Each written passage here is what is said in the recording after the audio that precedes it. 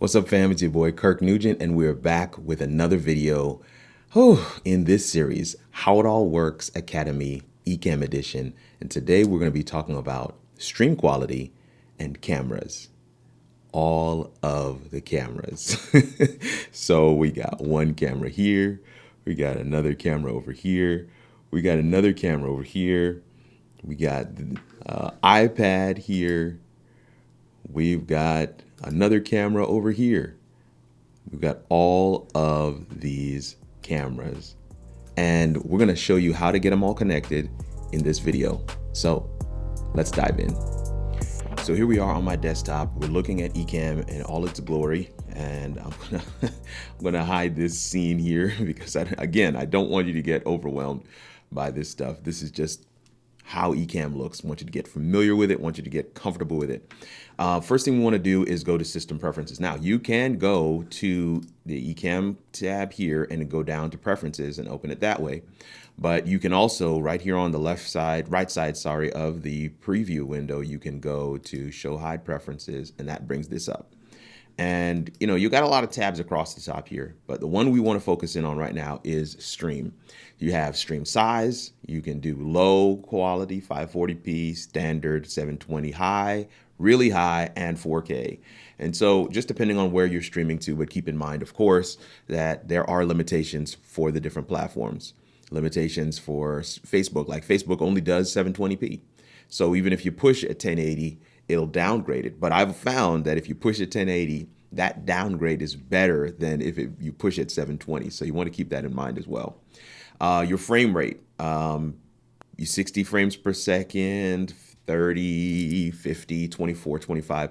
This all depends. I've started doing some streaming on Amazon Live, and I found out that they don't do 60 or 30. You got to go down to 24 in order to stream to Amazon Live. So you want to play with some of this stuff. You want to know where these settings are. You have high quality video and audio mode here also on the screen. Then you have stream shape. I'm going to move this down a little bit because I want you to see what happens when I change the stream shape. If we want to do extra wide 2x1, you see that kind of makes the window even that much more wider.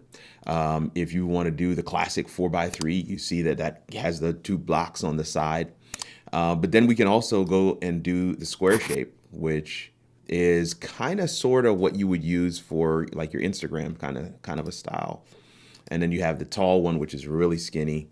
Actually, I think this one is the Instagram one, and you have the ability to change that shape. And to be clear, these black parts are not going to be what's recorded. This, what you see in the program window, that's what's going to be recorded in your setup when you're streaming or recording a video in this shape. And that's the great thing about Ecamm. It's not just streaming, you can record as well. So keep that in mind. This is where you would do it. Of course, majority of the time I'm on 16:9 because that's the standard for most platforms, especially for streaming. 16:9 is what our TVs are set to. It's what YouTube, Facebook is set to. Yes, Instagram is not set to that. So if you're recording something for Instagram, can't stream there quite just yet, at least not legally. But that's where you would do some of those things. So now that we've done that, let's get out of preferences. And let's take a look at cameras. There's a whole menu up here called camera, and you have the ability to kind of go through here and check them off or select one, depending on the scene that you're in. We're going to get into scenes. I'm not going to touch that today. But depending on the scene you're in, you can select whatever camera you want. And then you have here down at the bottom where it says include in switcher. And notice that I've got pretty much all of them checked, including my guest cameras, because I want to be able to switch between those as well. Another thing that I want you to see here, just a partner platform, which is the Stream Deck. I'm going to just bring up the Stream Deck real quick, and you'll see right here in the middle, I've got my webcam. I've got, let me just, while I'm showing this to you. So on the screen, you're seeing my webcam. I'm going to hit it. There's my webcam. Here is the cam link. I'm going to touch that, and that's my cam link. Here is a Blackmagic ATEM Mini. I'm going to touch that. Now on the ATEM Mini, you're seeing my hand move over. I can hit cut, and that's going to actually hit the other camera. So there's two cameras connected to the ATEM Mini, and then I can come back to the cam link. So I have these things set up here. Of course, I have guest one as well, but there's no guest in right now. But I have these things set up for me to be able to quickly move through these settings. And that's what's great about having the camera switcher in Ecamm, is that you have the ability to just kind of do it just like that. Now, some people are like, well, why do you have both the ATEM and the Stream Deck? That's another video for another time. What we're talking about today is cameras and all the cameras that you can connect and the ways that you can connect cameras. When we go back up here to cameras, you'll see here include in switcher, and all of these things are in the list. These things that are in the switcher do show up on screen when I move my mouse onto the screen. Okay, you've been noticing this long bar here at the bottom that shows up when I'm on stream. These are all of the different cameras that we have access to. Here's the Blackmagic camera, and if I can switch between that, so I don't need the Stream Deck. I can actually use the on-screen switcher that is provided with Ecamm. Here's my cam link. That's the camera we've been looking at. That's the camera that is my primary camera. Here's my FaceTime camera, and that's the camera that is on the laptop. I usually have this disabled. I've only enabled it for this video because I never use this camera. Here's the camera that's behind me, my BTS shot. That's a webcam that's behind me back there. And then there's a couple other cameras. I want to get into those in just a second here. What I've got is my iPad, and the iPad has kind of gone to sleep. So I'm going to wake that thing up, and you can see, I've got my iPad in the system. And that iPad is connected right now as over USB. And that's a really great thing about Ecamm, is that it does bring your cameras in over USB. So that's really cool.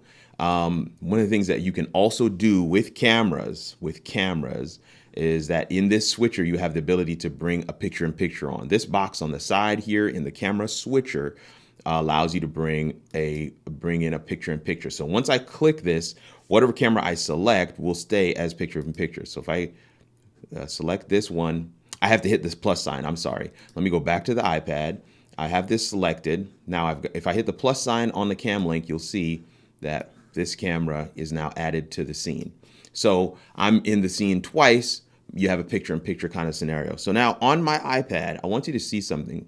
This application called NDI HX Camera. This is a camera. This is an NDI-enabled camera on my iPad, and when I bring that up, it now allows me to grab this camera over the network. And so there are several cameras that I have connected over the network, and I want you to see that app again. It's called, let me move my mouse down. It's called NDI HX Camera. NDI HX Camera. The same app it's called the same thing on both Android and on iOS. And so here I'm on the iPad, but then I can also move to another device. So with that said, let's actually look at one of our NDI enabled cameras, which is my Mac Mini that's across the room over here. And that is this one. And what I have enabled on that machine is the NDI feature of Ecamm. So Ecamm can see Ecamm over NDI. You can bring it in as an additional camera. So here on this screen, I'm going to show you what I've done. Up here in output, I've gone to NDI output, and I've turned this on, and I turned it on, I think, to 540p. That's why it's not giving you a really great crisp look over there. I wanted it to be low because it's over the network, so I don't want to choke my network, but you get the point. When I turn this on, I can then bring in a camera or the entire scene, whatever's in the scene window on that device, I can bring that in over here. I'm just gonna walk over there real quick, say what's up, and come right back.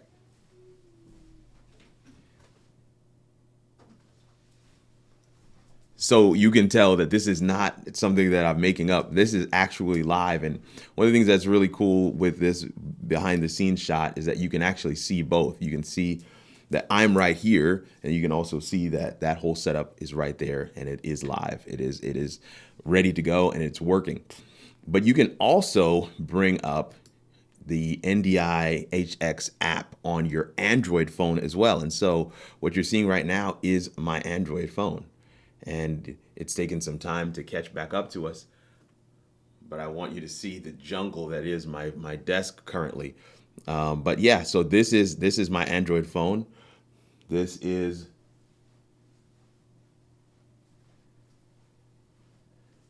my studio, and so you can kind of get a feel for what that looks like and where we are. And you can use that camera in your production for your live streams or for whatever you're recording into Ecamm.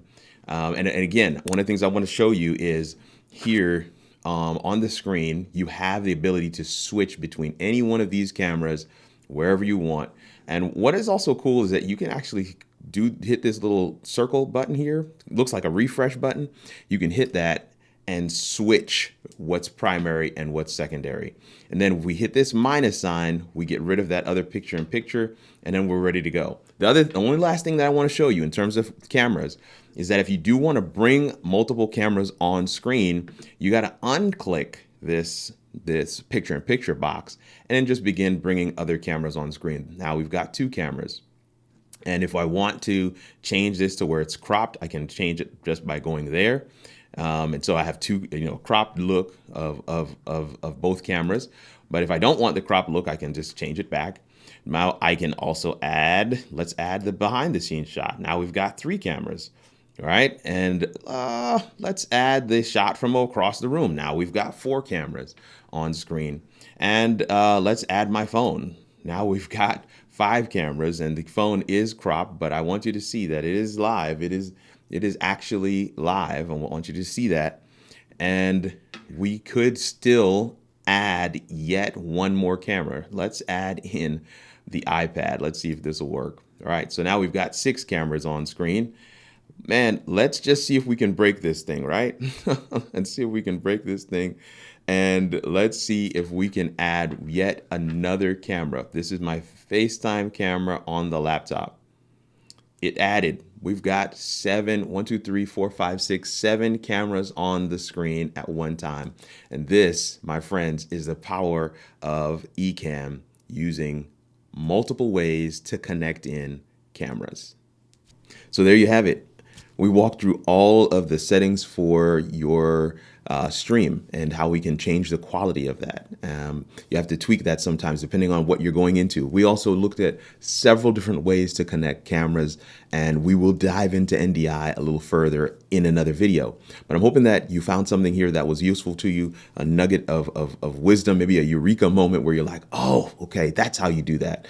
Glad to be able to be in this series, How It All Works Academy, the Ecamm edition.